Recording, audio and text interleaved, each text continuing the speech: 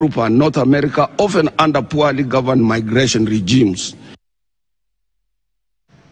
Katika miezi ya hivi karibuni, sheria ya matumizi mabaya ya kompyuta na uhalifu wa mtandaoni ya mwaka 2018 imekuwa msingi wa vijana wengi kushtakiwa, ikizua mjadala kuhusu athari zake kwa demokrasia ya kidijitali.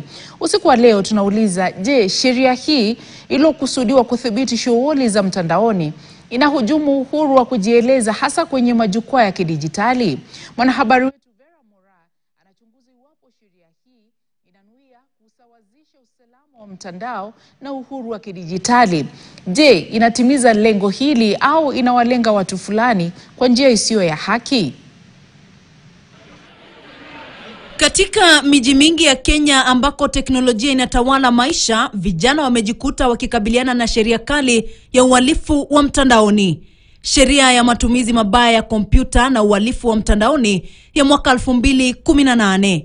Sheria iliyoundwa kudhibiti uhalifu wa kidijitali. Sheria iliyokusudiwa kudhibiti shughuli za mtandaoni, kuongeza usalama wa mtandao na kupambana na uhalifu wa mtandaoni imeanza kutumika katika kesi zinazohusu wanaharakati wa kidijitali. The end goal is just to frustrate, harass and punish them. And I think a very important message goes to our National Assembly and this, again. National Assembly, it is time it looks at this particular act. It is time it gives it vital interpretations in terms of what constitutes those particular offenses.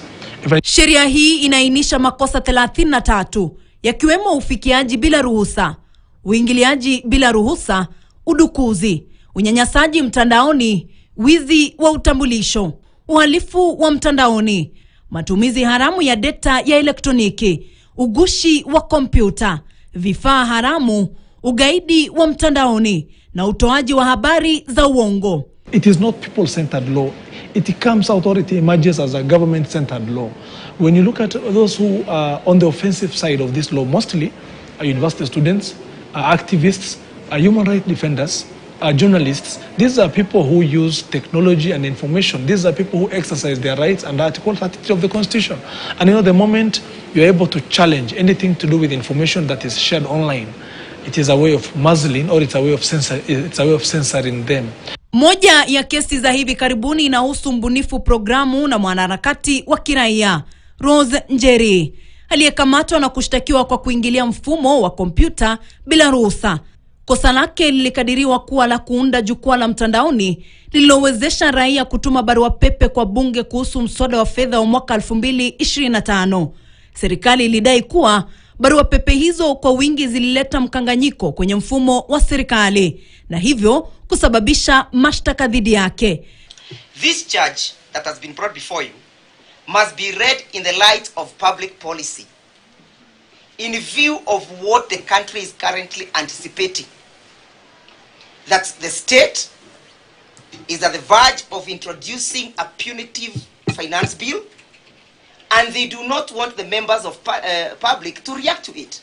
Mjadala unaendelea kuhusu iwapo sheria hii inaweka usawa kati ya usalama wa mtandao na uhuru wa kidijitali au inatumika kunyanyasa maoni ya umma.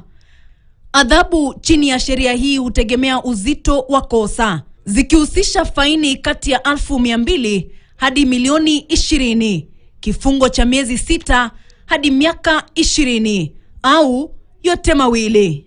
Kadri mijadala kuhusu demokrasia ya kidijitali inavyoendelea, mashaka kuhusu utekelezaji wa sheria ya matumizi mabaya ya kompyuta na uhalifu wa mtandaoni ya mwaka 2018 yanabaki kuwa muhimu katika kuunda mustakabali wa demokrasia ya kidijitali. Vera Mora, KTN.